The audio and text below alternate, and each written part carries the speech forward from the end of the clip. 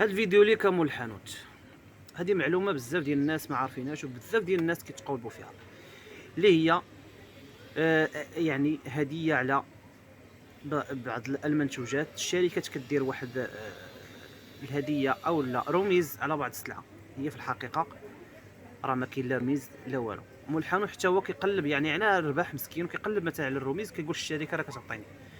الشركه راه ما كتعطيك حتى شي حاجه، بالعكس الشركه كتبان لها انت هو الكليان الوفي، يعني كتبغي تخدم عليك وتدخل الفلوس. كيفاش وشنو هو الطريقه باش كتلعب ليك على الدماغ ديالك؟ اول حاجه كتقول لك مثلا غتاخذ عندي مثلا واحد 4 ديال الكراطان من هذا البرودوي، وغادي نعطيك معاهم تلفازه، او لا غتاخذ مثلا 10، مهم على حسب كتضرب عمليه حسابيه لهذيك التلفازه او لا هذاك البرودوي هو داير مثلا 300 درهم، كيحسبوا لك انت ب 400 درهم. كيفاش؟ تابع معايا حتى الاخر.